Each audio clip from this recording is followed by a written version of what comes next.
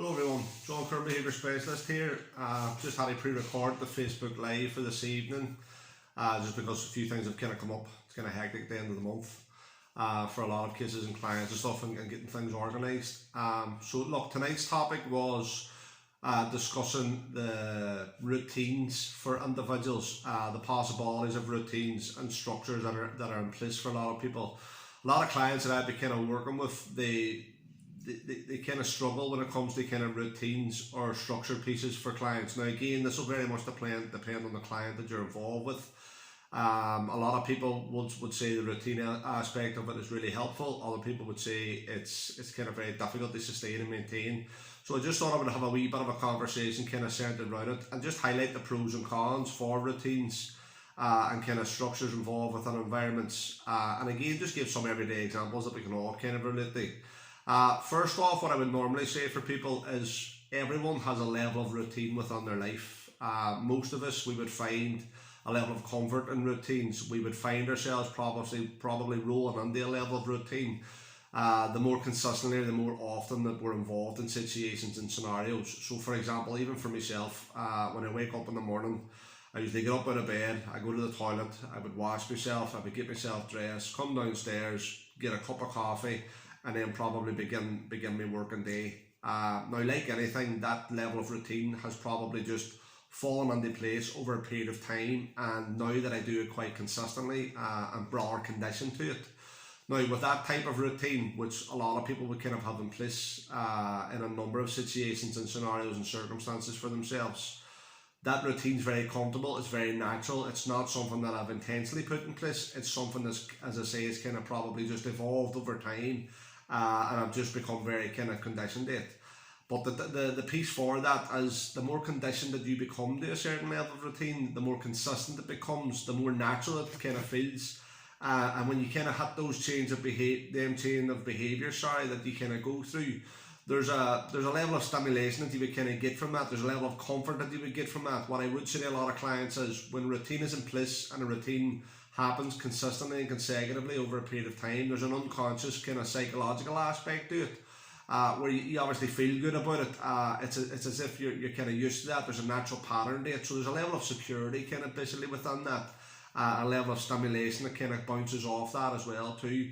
Now, like anything, routines that are put in place for a lot of people, routines that I would work on with a lot of people, would probably be for those specific areas. They strengthen an environment, they stabilise a placement for an individual, they put a level of structure, as I say, in place for someone, and again the possibility of making them feel safe and secure within an environment. Routines are very important for pieces like that. As I say, they do decrease a level of anxiety, they do create that stability for a lot of people. Whenever you kind of know consecutively what's happening or what's coming up or what's going on, there's a level of ease with yourself.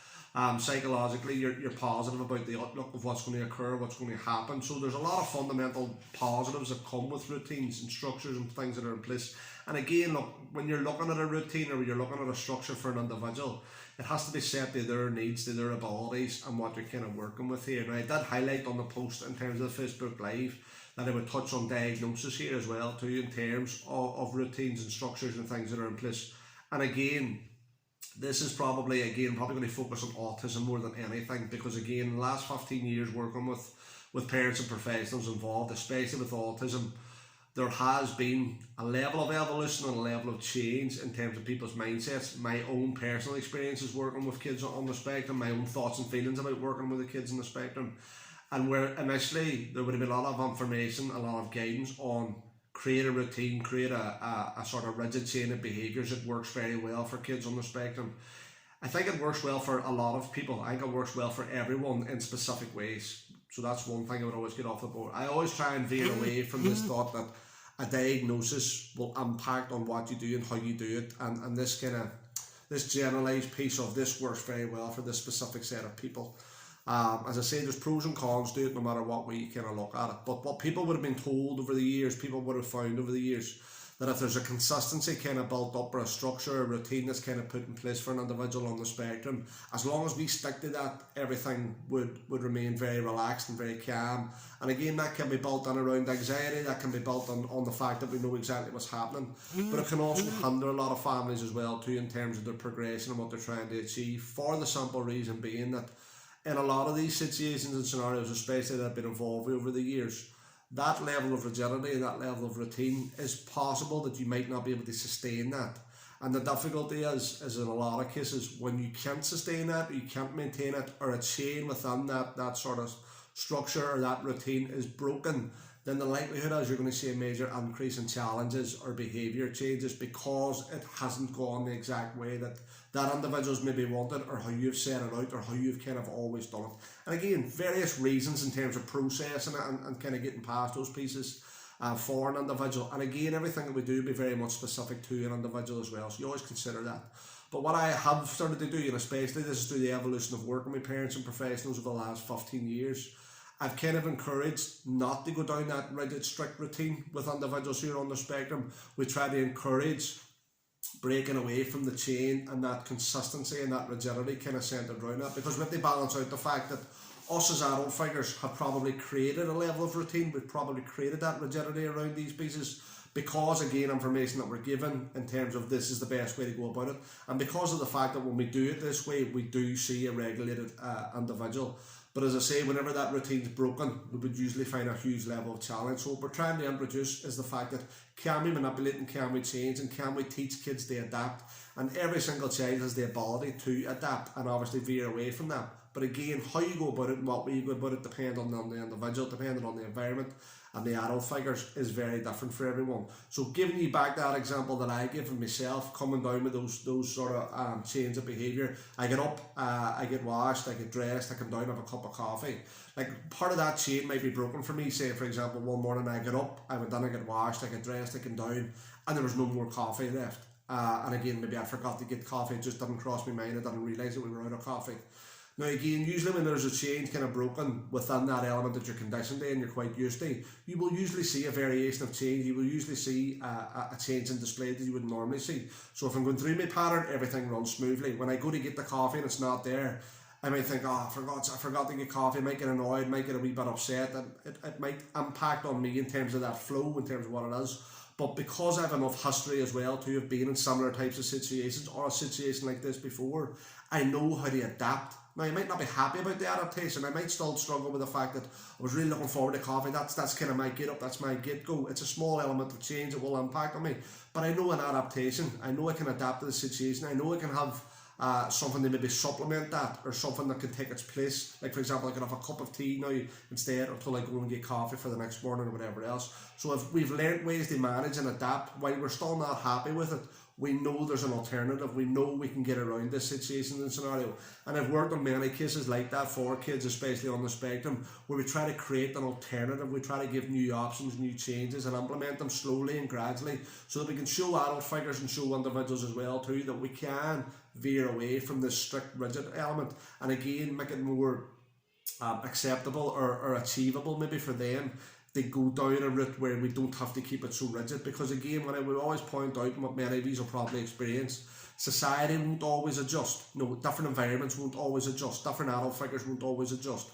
It's fine whenever you may be in a secure environment like your home with your adult figures as parents who know the routines, who know what way to go about things, and they have these things in place, and they haven't to such an extreme that they know it won't vary it or anything like that. But again, I always point out the sustainability of that is probably low. The outside world probably won't go to that length. Different environments might not be able to kind of follow that suit and stuff. So it's always good to introduce levels of change. But as I say, there are pros and cons to routines and structures. There's a lot of it there that works really well, as I say, with stability, security, and pieces that are needed. There's a psychological piece there that makes you feel good when things run a certain way and they go a certain way that you're kind of used to and you're comfortable with. But as I say, it's always that balance between what areas can we maybe manipulate change and adapt and teach an individual about change, and in what areas is this useful to keep it a certain structure, a certain pattern, a certain way.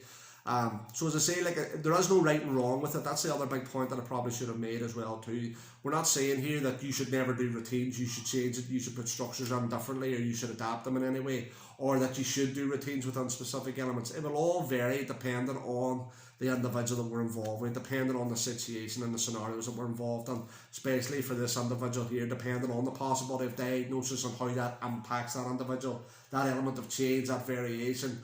How do we go about it? How is it possible? And then for other individuals, other situations and scenarios, it'll be quite easy to change those routines. It'll be quite easy to change those chain of behaviours and manipulate it and create opportunities to learn about change and stuff. So again, it all very much depends on who we're working with. But as I say, it's food for thought for a lot of people to understand that there's massive pros when it comes to routines and structures, and there's other areas, as I say, where sometimes it can impact on the level of progression or possibility for people as we kind of move along. And again, that achievability within society and for that level of inclusion that we're always kind of looking for as well too. Sometimes we need to try and manipulate the pieces to try and get a level of adaptation or take people on a journey through a level of change. So as I say, look, hopefully you understand it, hopefully you get the points that we're trying to make there and kind of explain there for people and stuff as well too. And as I say, look, it's a very popular area that we talk about a lot of the time with families and parents and with professionals as well who are involved with individuals, again depending on specifics and what's going on in scenarios for those individuals as well too. So again, a few wee pointers for you. We'll be back next week with another Facebook Live and another topic of conversation. Keep questions, keeps elements coming in, folks. Again, it just gives us information that we can kind of get out there and answer sort of various areas, or talk about or discuss various areas that may be of relevance to you, or an area that you would like to know a wee bit more information kind of on. And as always, look, we know there's a lot of difficulties and challenges out there with the current situation that we're all involved in. So again, if you have an individual you'd like to discuss or have a chat about for a consultation, just feel free to get in contact anytime via the Facebook Messenger servers or the information at the bottom of the stand here, or if you're on the Facebook page, all the information's on there as well. Thank you very much.